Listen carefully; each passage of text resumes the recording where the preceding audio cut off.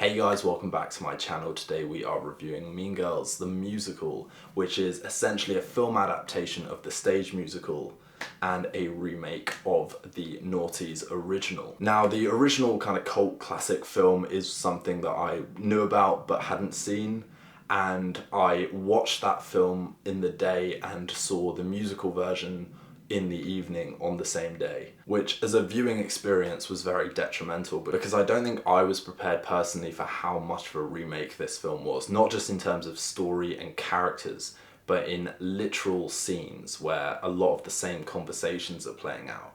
It was very deja vu for the most part. And to me that really called into question the existence of a film like this in the first place, because it's understandable taking that narrative and transitioning it onto the stage as a musical.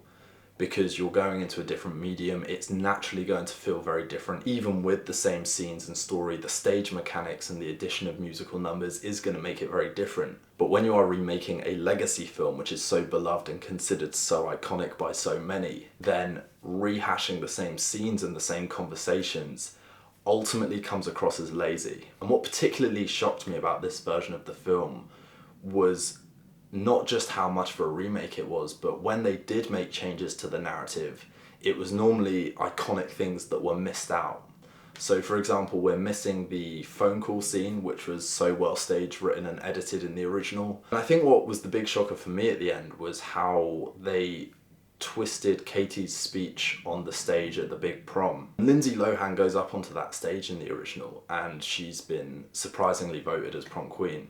She uses it as a platform to shed her ego, to shed that agenda of embodying but ultimately becoming that plastic, superficial, toxic girl, and apologizes for it because she's done a lot of damage to the school, done a lot of damage to the standards with which the girls are then behaving and imitating each other, and she uses that platform to then compliment a lot of the pupils for their natural beauty and individuality. And despite the fact that Katie as a character goes up on stage and basically apologizes in the musical version, it's missing that solidarity moment where she praises people in the audience, and it kind of confirms the film's message about owning your individuality and not conforming to these vain, shallow standards projected onto you, which did surprise me because that always felt like an integral moment in the film. And considering how much of the musical version is a copy of the original, to miss out on that just felt a little damaging to the film overall. Which is a shame because I think the film started quite well. I think it had its own voice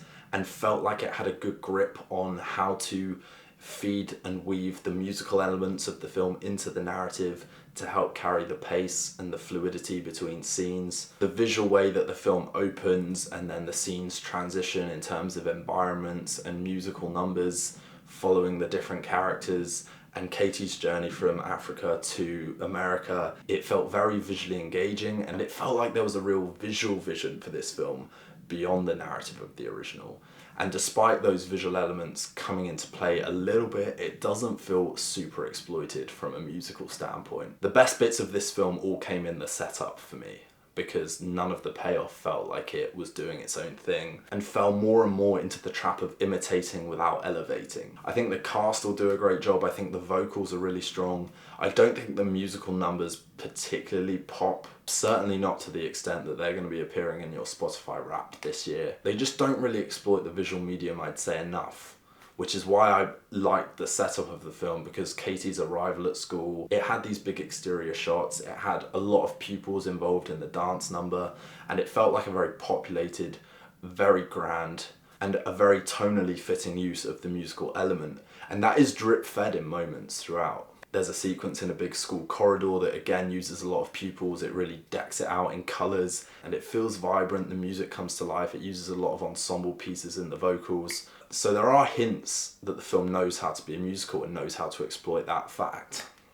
They just don't come enough. Regina George was the MVP of the original. She still is the MVP here, both in terms of acting ability and in terms of just general screen presence and vocals. So you do really miss Regina George once she goes off screen, once she gets clocked by the bus. There is a real limp to the finish line from that point because you're missing that energy. The film feels rushed, and then a lot of the character payoffs don't really manifest in the way that you need them to. But overall, I'm definitely disappointed with Mean Girls. It really hasn't stuck in my mind since. I'm not going to be watching it again at any point, and I really don't think it will stand the test of time. But if you have seen it, do drop a comment below and let me know your thoughts. Please also consider liking and subscribing to the channel. That's always a huge help for me, and in the meantime, we'll see you for the next review.